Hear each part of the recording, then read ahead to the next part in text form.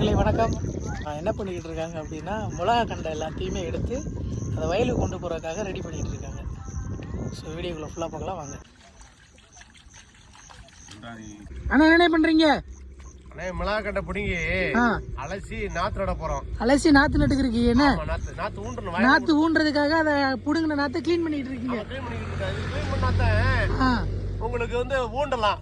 இது க்ளீன் பண்ணது வேற இருக்கிறதுல இது அலசனது க்ளீன் பண்ணதுனால ஊண்டுக்கு வசதியா இருக்கும். ஒண்ணு எடுத்து இந்த அப்படி ஒண்ணு எடுத்து ஊண்டிடுவாங்க.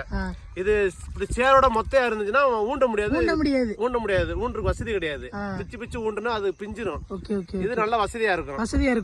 அலசிக்கிட்டு இருக்கோம். அலசினா ஒண்ணு பிரிஞ்சிரும். சரி. இதெல்லாம் அலசின கண்டு. இதெல்லாம் அலசின கண்டு, மிளகா கண்டு, கரை இந்த மாதிரி தான் நாட்டு பாவிடுவாங்க. அதுக்கப்புறம் தான் இதை எடுத்து நம்ம வயல்ல கொண்டு போய் ஊண்டுவாங்க. ஸோ அக்கா மாரு எல்லாருமே புடுங்குறாங்க. அந்த அம்மா அந்த அக்கா எல்லாருமே, அண்ணனும் கம்மாயில மழை பெஞ்சு தண்ணி விழுந்த உடனே புரட்டாசி மாசமே நாங்க விதைய கீழே போட்டுருவோம். கரையில போட்டுருவோம். நம்பட்டிச்சு வெட்டி விதைய போட்டுருவோம். விதைய போட்டு தண்ணி ஊத்துவோம் கம்மாயில.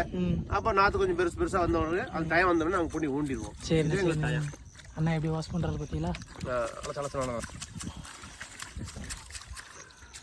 ஸோ எல்லாரும் பிடிங்கிட்டு இருக்காங்க. அந்த இது இந்த கம்மாக்கார ஃபுல்லாக அந்த நெட்டு வர அந்த தெரியுது, முள்ளு தெரியுது, அது வர அந்த மிளகா நாற்று தான் பாய் வச்சிருக்காங்க.